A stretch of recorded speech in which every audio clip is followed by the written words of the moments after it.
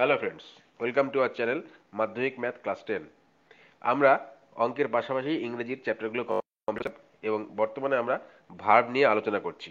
এর আগে আমরা 3টে ভিডিও ভার্বের উপরে করে ফেলেছি।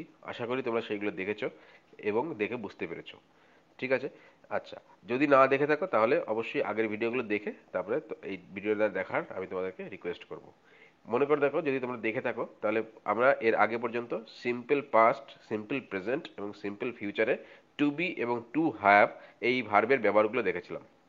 তারপরে দেখেছিলাম যে একটা সেন্টেন্সের 4 রকমের ভাগ হয়, যেমন অ্যাফার্মেটিভ বা হ্যাবাচক, নেগেটিভ বা নাবাচক, ইন্টারোগেটিভ বা প্রশ্নবোধক এবং ইন্টারোগেটিভ নেগেটিভ বা প্রশ্নবোধক নাবাচক। তাহলে এইরকম 4 রকম ফর্মে একই রকমের সেন্টেন্স 4 রকম ভাবে হয়, সেইগুলো আমরা এর আগের ভিডিওতে দেখেছি। আচ্ছা, আজকে আমরা যেটা করব সেটা ওই আগের ভিডিওরই কন্টিনিউয়েশন, যে affirmative, interrogative, negative and internegative forms of a sentence. কিন্তু এইটা আমরা আগের ভিডিওতে যেমন টু বি ভার্বের উপরে করেছিলাম, অর্থাৎ আছি, ছিলাম, হব, এরকম, তার বদলে আজকে আমরা করব টু হ্যাভ। ঠিক আছে? টু হ্যাভের ব্যবহার আমরা এর আগের ভিডিওতেও দেখেছি যে টু হ্যাভের ব্যবহার কীভাবে হয়। আজকে সেইটারই ওই 4টে রকমের ফর্ম দিয়ে করব। যেমন অ্যাফার্মেটিভে কী হবে, নেগেটিভে কী হবে, আস্কিং এ কোশ্চেন বা ইন্টারোগেটিভে কী হবে এবং ইন্টারনেগেটিভে কী হবে। ঠিক আছে? আচ্ছা, এখানে আমি কিছু উদাহরণ লিখেছি। এইগুলো আমি এখানে প্রেজেন্ট এবং পাস্ট দুটো মিলিয়ে লেখা আছে। ঠিক আছে? এইখানে আমরা প্রেজেন্ট এবং পাস্ট দুটোকে মিলিয়ে এখানে উদাহরণগুলো দিয়েছি, তোমরা দেখলেই বুঝতে পারবে। তারপরে ফিউচারে আলাদা করে দেওয়া আছে। যেমন তোমার একটি কুকুর আছে, এইটা কিসে আছে? এইটা আছে দেখো প্রেজেন্টে, তোমার আছে। অর্থাৎ হ্যাভ কখন বসে আর হ্যাজ কখন, টু হ্যাভ এই ভার্বের কখন ব্যবহার হয়? যখন কোনো কিছু পজিশনের অর্থে আমরা ব্যবহার করি, সেটা আমরা হ্যাজ বা হ্যাভ ব্যবহার করি, আগেই বলেছিলাম আগের ভিডিওতে। ঠিক আছে? তাহলে তোমার একটি কুকুর আছে, এইটা আমরা অ্যাফার্মেটিভ সেন্টেন্স বা হ্যাঁ বাচক, এতক্ষণে আমরা আগের ভিডিওগুলো দেখে বুঝতে পেরে গেছি। তাহলে আমি এটাকে ইংরেজিতে লিখতে পারি যে ইউ, ঠিক আছে, এক second, you have a dog. তাহলে তোমার একটি কুকুর আছে, এটা গেল কি অ্যাফার্মেটিভ সেন্টেন্স। ঠিক আছে? আমি এইটাকে কি বলবো? Affirmative sentence. আর এইদিকে আস্কিং এর কোশ্চেন দেখো লিখেছি। আস্কিং এর কোশ্চেন মানে কি?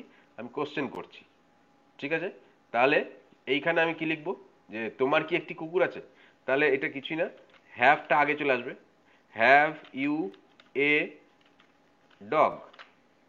বোঝা গেল? তাহলে এই হ্যাভটাকে আগে দিয়েই আমি কোশ্চেন করে নিতে পারবো। এর আগে আমরা আগের ভিডিওতে দেখেছি কি করে ইন্টারোগেটিভ করতে হয়, না অক্সিলারি ভার্বটাকে বা যে ভার্বটা থাকে সেই ভার্বটাকে আগে এনে আমাদের করতে হয় ইন্টারোগেটিভ। তাহলে এখানেও তাই, এখানে হ্যাভটা ভার্ব বলেছিলাম, ইংরেজিতে কোনো সেন্টেন্স আনে যেখানে ভার্ব নেই। তাহলে হ্যাভটাকে আগে এনে হ্যাভ ইউ এ ডগ। তাহলে এটা হয়ে গেল আমার উত্তর। ঠিক আছে? তারপরে আমাদের ছুটি আছে, তাহলে এটা আমাদের ইংরেজি কি? তাহলে আমাদের ইংরেজি হচ্ছে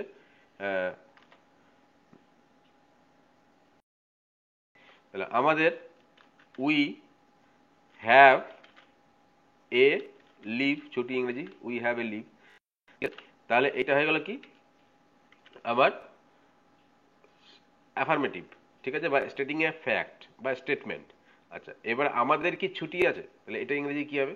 তাহলে হ্যাভটা আগে চলে আসবে, তাহলে লিখবো হ্যাভ উই এ লিভ। এটা হয়ে গেল আমাদের affirmative sentence, sorry question sentence বা আস্কিং এ কোশ্চেন বা ইন্টারোগেটিভ সেন্টেন্স। তাহলে এরকম তোমরা নিজেরা এটা বলতে পারো আমার একটা সাইকেল আছে। তাহলে আমার একটা সাইকেল আছে, এটাকে ইংরেজিতে আমি যদি বলি তাহলে কি বলবো? I have a pen, sorry I have a cycle. ঠিক আছে? আমার একটি সাইকেল আছে, তাহলে আমি লিখি আই হ্যাভ এ সাইকেল। কিন্তু আমার কি একটা সাইকেল আছে? এটা কি প্রশ্নবোধক করছি। তাহলে এখানে কি হয়ে যাবে? Have I, sorry, have I A cycle. ঠিক আছে? তাহলে এইটা হয়ে গেল আমার ইন্টারোগেটিভ সেন্টেন্স। তাহলে তার ছুরি আছে, তাহলে হি হ্যাজ এ নাইফ। তাহলে তার কি ছুরি আছে, এটা কি হবে হ্যাজ হি এ নাইফ, এরকম হবে। ঠিক আছে, তাহলে বাকিগুলো নিশ্চয়ই তোমরা করতে পারবে। তোমার মনিবের একটি প্রদীপ আছে, তাহলে ইওর মাস্টার, আচ্ছা এটা লিখি আমি, ইওর মাস্টার হ্যাজ এ, প্রদীপ ইংরেজি কি, প্রদীপ ইংরেজি ল্যাম্প। ঠিক আছে, তাহলে your master has a lamp, এটা আমি লিখতে পারি যে your master has a lamp. আচ্ছা হ্যাজ বসলো কেন, না ইওর মাস্টার, এখানে ইউ থাকলে হ্যাভ হয়, কিন্তু ইওর মাস্টার এখানে সাবজেক্ট কে, ইওর মাস্টার, ইউ না, কিন্তু সাবজেক্ট হচ্ছে ইওর মাস্টার, সুতরাং এই জন্য এখানে হ্যাজ হয়েছে। তারপরে এটার যখন আমি প্রশ্নবোধক করব তখন কি হবে, has your master A lamp, তাহলে এটা হয়ে যাবে has your master A lamp. বোঝা গেল, তাহলে এখানে হ্যাশটা আগে দিলেই আমার প্রশ্ন হয়ে গেল। এইবার দেখো এইগুলো হচ্ছে সব পজিটিভ সেন্টেন্স বা অ্যাফার্মেটিভ সেন্টেন্স। এবার হচ্ছে নেগেটিভ সেন্টেন্স, নাবাচক। তাহলে তার 20 টাকা নেই, তাহলে এইটার ইংরেজি কি হবে, তার 20 টাকা নেই, তাহলে হি, এটা দুইভাবে লেখা যায়, তো হ্যাজ দিয়ে হ্যাভ দিয়ে যখন বোঝাচ্ছি সেইখানে আমরা ওই হ্যাজ দিয়ে বসবো, তাহলে হি হ্যাজ, সরি এটা 20 টাকা না, তার টাকা 20 নেই। ঠিক আছে, এটা হবে ধরো তার টাকা নেই, টাকা 20 না, তার টাকা নেই, তাহলে হি হ্যাজ নো মানি। ঠিক আছে, তাহলে হি হ্যাজ নো মানি। আচ্ছা এইটা এবার নেগেটিভ, তার কি 20 টাকা, তার কি টাকা নেই, ঠিক আছে, তার কি টাকা নেই, তাহলে এটা কি হবে, এটা হবে দেখো, তাহলে আগে হ্যাজটা আগে আসবে, হ্যাজ হি নো মানি,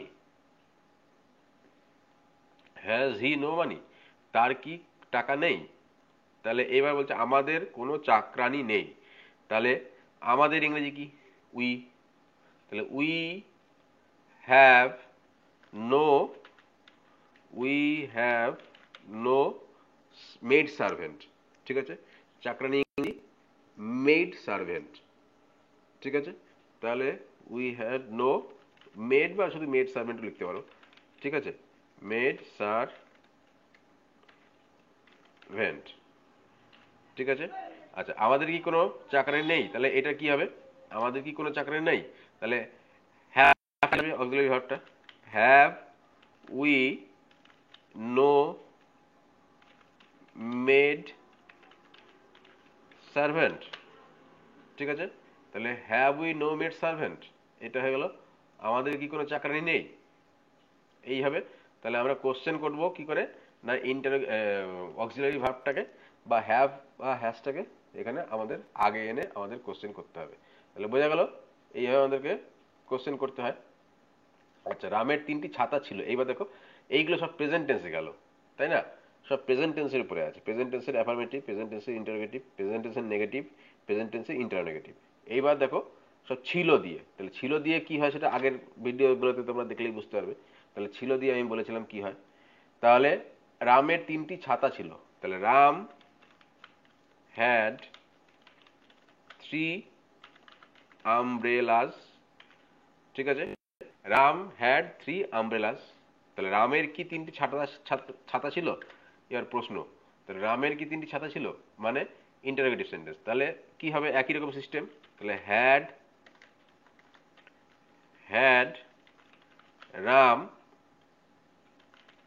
3 আমব্রেলাস। ঠিক আছে, তাহলে হ্যাড রাম 3 আমব্রেলাস, এটা করলেই হয়ে গেল রামের 3টি ছাতা ছিল। হ্যাঁ, রামের কি 3টি ছাতা ছিল, এটা ইন্টারোগেটিভ হয়ে গেল। দেখো এখানে আমি রামের আরটা বড় হাতে লিখেছি, কেননা যেহেতু প্রপার নাউন, প্রপার নাউনের যেখানেই বসুক না কেন সেন্টেন্সের সব বড় হাতে। তারপরে দেখো কামারের দোকান ছিল না, তাহলে কামার ইংরেজি কি, কামার ইংরেজি নিশ্চয়ই তোমরা জানো ব্ল্যাক স্মিথ। ঠিক আছে, কামার ইংরেজিতে ব্ল্যাক স্মিথ, তাহলে ব্ল্যাক স্মিথ ছিল না পাস্ট টেন্সে, তাহলে হ্যাড নো শপ। ঠিক আছে, blacksmith had no shop, বা এখানে ব্ল্যাক স্মিথ বলে আমরা দি ব্ল্যাক স্মিথ। ঠিক আছে, এটা হবে দি ব্ল্যাক স্মিথ, এবার ব্ল্যাক স্মিথের বিটা ছোট হয়ে যাবে, তাহলে the blacksmith had no shop. তাহলে এইটাকে আমি যখন ইন্টারোগেটিভ, আমাদের কি দোকান ছিল না, এটা দেখো ইন্টারো নেগেটিভ। তাহলে তাহলে হ্যাড আগে আসবে, the blacksmith no shop. দেখো নোটা কিন্তু পরে আসছে, ঠিক আছে। Had the blacksmith no shop, বোঝা গেল? এটা হয়ে গেল আমার উত্তর। আচ্ছা, তারপরে ডাক্তারবাবুর দুটি গাড়ি ছিল না। তাহলে ডাক্তারবাবুর দুটি গাড়ি ছিল না, ইংরেজি কি হবে না, the doctor had not two cars. এটা হবে নো, হবে না কিন্তু, ঠিক আছে। দা, দেখো তাহলে লিখলাম the doctor had not two cars. তবে এখানে নো হবে না কিন্তু, হ্যাড নো টু কার্স হয় না, ঠিক আছে। যদি শুধু কার থাকতো তাহলে লিখতাম the doctor had no cars. কিন্তু যেহেতু টু কথাটা লাগিয়ে দিচ্ছি, তাহলে কার্স মানে হচ্ছে নাউন, এটা নাউন, নাউনের আগে নো বসে, ঠিক আছে। কিন্তু এখানে অ্যাডজেক্টিভ লাগিয়েছে একটা টু, ঠিক আছে, নমিনাল, সরি, এই অ্যাডজেক্টিভটাকে, অ্যাডজেক্টিভের আগে আমরা নো টু কার্স লিখতে পারি না, তাহলে বলবো নট টু কার্স, বোঝা গেল? তাহলে এটা হলো the doctor had not two cars. তারপরে এইখানে আমার ইন্টারো নেগেটিভে কি হবে, ডাক্তারবাবুর কি দুটি গাড়ি ছিল না, তাহলে এটা কি লিখবো, তাহলে হ্যাডটা আগে চলে আসবে। হ্যাড দ্য ডক্টর, দেখো যখন আমি এই নট কথাটা ইউজ করবো তখন হ্যাডের সঙ্গে নট একসঙ্গে বসবে। নো যখন ইউজ করছিলাম দেখো হ্যাড প্রথমে বসছিল, নো নো এর জায়গায় বসছিল পরের দিকে। কিন্তু যখন আমি নট কথাটা ইউজ করবো তখন হ্যাড নটটা একসাথে বসবে। তাহলে had not the doctor two cars, ঠিক আছে। এটা হয়ে গেল ইন্টারনেট, ঠিক আছে। তাদের একটি হাতি ছিল, তাহলে এটা ইংরেজি কি হবে, they had a elephant, sorry an elephant. তাহলে দে হ্যাড অ্যান এলিফ্যান্ট, ঠিক আছে। আচ্ছা, তাদের কি একটি হাতি ছিল, তাহলে এটা ইংরেজি কি হবে, এইখানে হবে দেখো হ্যাড দে অ্যান এলিফ্যান্ট, ঠিক আছে। তাহলে এটা একদমই সহজ। আচ্ছা, তারপর বলছে আমাদের একটি টেলিভিশন আছে। এটা টেলিভিশন, একটা টেলিভিশন হবে, ঠিক আছে। তাহলে আমাদের একটি টেলিভিশন আছে, তাহলে এইটা কোন টেন্সে আছে, এটা প্রেজেন্টে আছে। তাহলে উই হ্যাভ, এখানে কিন্তু হ্যাভ হবে, উই হ্যাভ এ টেলিভিশন, ঠিক আছে। আচ্ছা, তাহলে এটা আমাদের কি একটি টেলিভিশন আছে, তাহলে have have we A television, জিজ্ঞাসা চিহ্ন। তাহলে এটা হয়ে গেল আমার ইন্টারোগেটিভ, বোঝা গেল? তাহলে এখানে দেখো কোথায় নট বসে আর কোথায় নো বসে, এটা একটা নোট আমি দিয়েছি, ঠিক আছে। তাহলে এই নোটটা তোমরা ভিডিওটা পজ করে দেখে নিতে পারো, ঠিক আছে। আচ্ছা, এইবার দেখো শুধুমাত্র নোয়ের অবস্থান, ঠিক আছে। তাহলে নোয়ের অবস্থান, নটেরটা না, নোয়ের অবস্থানগুলো কোথায় কি বসে সেটা দেখো। এবার অ্যাফার্মেটিভ নেগেটিভ এই দুই কোণায় দেওয়া আছে, ঠিক আছে। তাহলে অ্যাফার্মেটিভে আমার চাকর আছে, তাহলে এটা ইংরেজি কি জানি, আই হ্যাভ এ সার্ভেন্ট, ঠিক আছে। আর নেগেটিভে আমার চাকর নেই, তাহলে আই হ্যাভ নো সার্ভেন্ট, তাহলে এখানে বসবে নো বসলো, ঠিক আছে।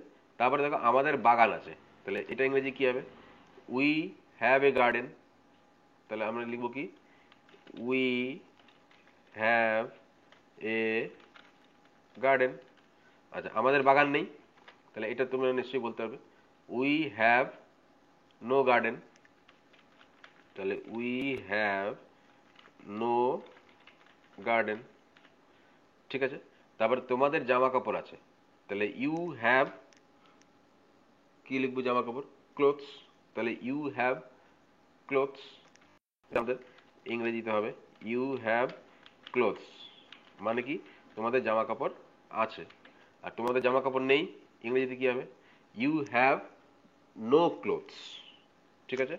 ইংরেজিতে কি হবে, ইউ হ্যাভ নো ক্লোথস, তাহলে ইংরেজিতে হলো কি, ইউ হ্যাভ নো ক্লোথস। তার সময় আছে, তাহলে ইংরেজি কি, তার, হি, তাহলে হি হ্যাজ টাইম, তাহলে এটা তার কোনো সময় নেই, হি হ্যাজ নো টাইম। তাহলে হি হ্যাজ টাইম, তার সময় আছে, তার কোনো সময় নেই, হি হ্যাজ নো টাইম। তারপরে বাক্সটির তালা আছে, আর বাক্সটির কোনো তালা নেই। তাহলে এটা অ্যাফার্মেটিভ, এটা নেগেটিভ। তাহলে কি করে করতে হবে তোমরা এতক্ষণ নিশ্চয়ই বুঝে গেছো। তাহলে বাক্সটির দেখো the box has a lock, তাহলে the box has no lock, বাক্সটির কোনো তালা নেই, নেগেটিভে। আচ্ছা, এবার বলে ফুলটির গন্ধ ছিল। তাহলে এটা দেখো ফুলটির গন্ধ ছিল, এটা কোন ফর্মে আছে, কোন টেন্সে আছে, এটা হচ্ছে পাস্ট টেন্সে। তাহলে পাস্ট টেন্সে হ্যাড বসে। তাহলে ফুলটির ইংরেজি কি, দ্য ফ্লাওয়ার। তাহলে লিখবো, তাহলে হবে the flower had a smell. আর ফুলটির কোনো গন্ধ ছিল না, তাহলে এটা ইংরেজি কি হবে, the flower had no smell. ঠিক আছে, তাহলে এটা হয়ে গেল the flower had no smell. ঠিক আছে, এইবার আমাদের জুতো ছিল। তাহলে এটা ইংরেজি কি হবে, এটাও পাস্ট টেন্সে আছে, আমাদের জুতো ছিল। দেখো আমাদের জুতো ছিল, এটা ইংরেজি কি হবে, উই হ্যাড শুজ। আর আমাদের জুতো ছিল না, এটা হবে উই হ্যাড নো শুজ। তাহলে এটা হবে উই হ্যাড নো শুজ। ঠিক আছে, ঠিক একই রকম তাদের টাকা ছিল, তাহলে তাদের ইংরেজি কি, দে। তাহলে দে হ্যাড মানি। তাহলে দে হ্যাড মানি। আর তাদের টাকা ছিল না, তাহলে এটার ইংরেজি কি হবে, দে হ্যাড নো মানি। তাহলে তাদের টাকা ছিল না, দে হ্যাড নো মানি। তাহলে এটা গেল অ্যাফার্মেটিভ এবং নেগেটিভ আমার প্রেজেন্টে এবং পাস্টে, সিম্পল প্রেজেন্ট এবং সিম্পল প্রেজেন্ট। বোঝা গেল? আচ্ছা, এইবার ফিউচার টেন্সে, সিম্পল ফিউচার টেন্স। তাহলে এতক্ষণ ধরে আমরা প্রেজেন্ট এবং পাস্ট টেন্স নিয়ে আলোচনা করলাম। এবার দেখো সিম্পল ফিউচার টেন্সে কি হয়। সিঙ্গুলারের ক্ষেত্রে, প্লুরাল ক্ষেত্রে ফার্স্ট পার্সনে, যেমন এর আগের ভিডিওগুলোতে আমি দেখেছিলাম। যেমন অ্যাফার্মেটিভ কি হবে, আমি একটি কলম পাবো। ঠিক আছে, তাহলে প্লুরাল কি হবে, আমরা কলম পাবো। এইরকম আর কি।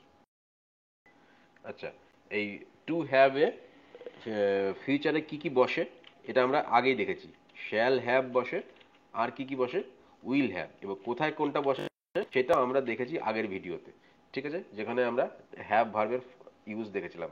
এখানে এক্সট্রা কি দেখবো, এখানে যে affirmative sentence, interrogative sentence, negative sentence এবং ইন্টারোনেগেটিভ সেন্টেন্স, এই ইউজগুলোতে কি এইভাবে কি ইউজ হয় সেইটা আমরা নতুন শিখবো। অ্যাফার্মেটিভ সেন্টেন্সের ইউজগুলো আমরা এর আগের ভিডিওতে দেখে নিচ্ছি।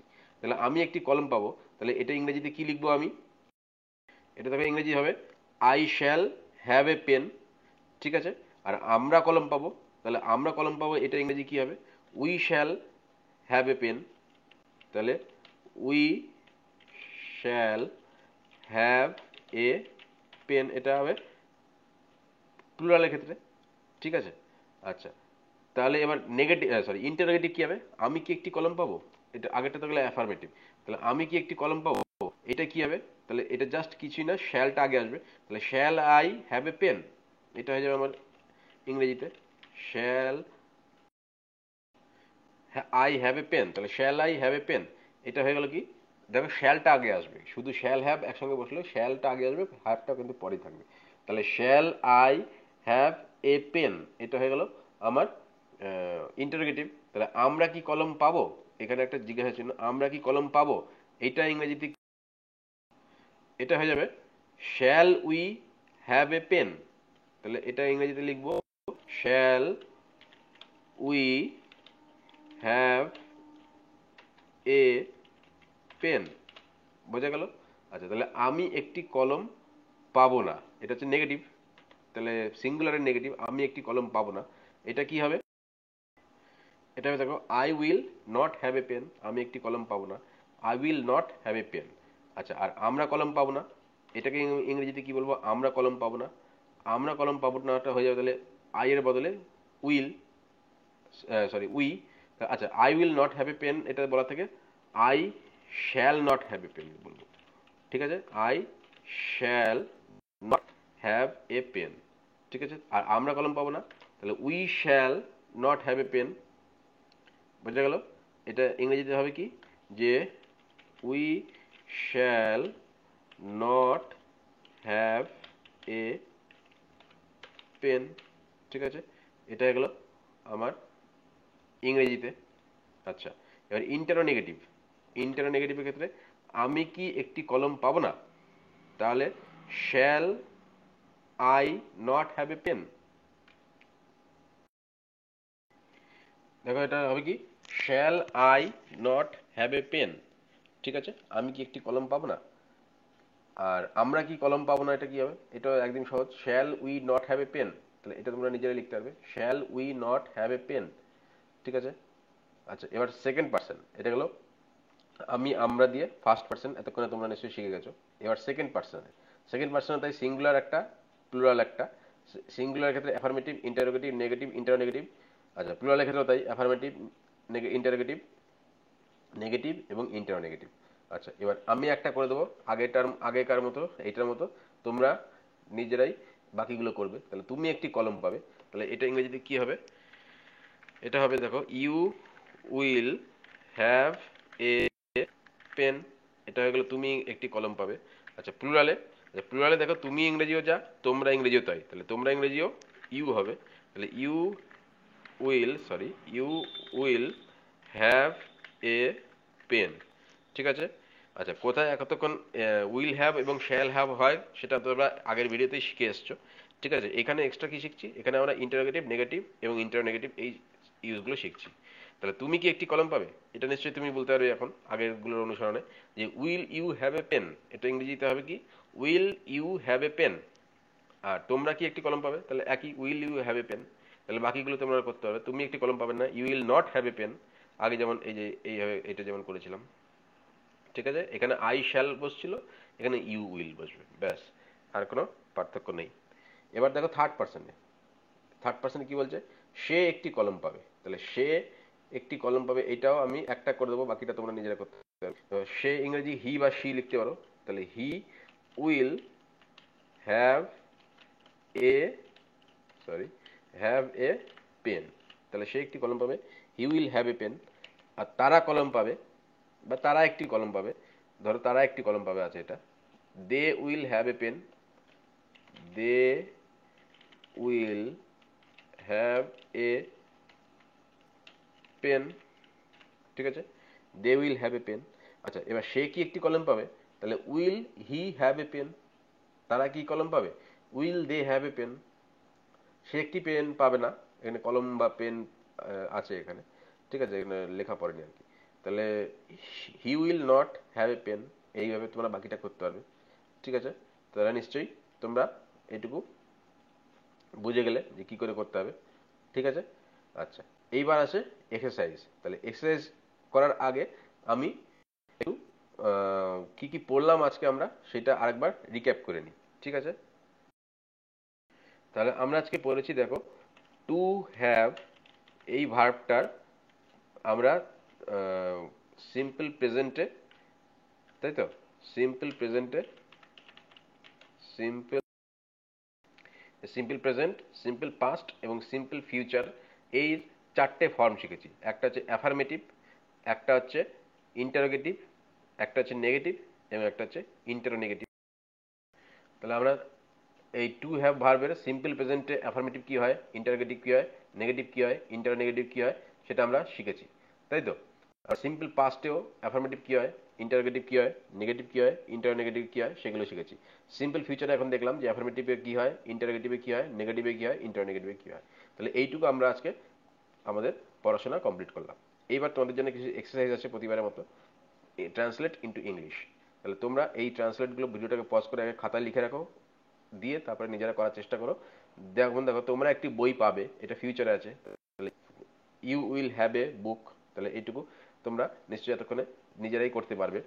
এবার উত্তরগুলো তোমরা নিজেরাই চেক করে নিতে পারো, কিংবা তোমার যদি মনে হয় যে আমাকে যদি চেক করাবে, তাহলে আমাদের ভিডিওর কমেন্ট নিচে লিখে দিতে পারো, কিংবা আমাদের যে ফেসবুক পেজ আছে সেই ফেসবুক পেজেও পোস্ট করতে পারো।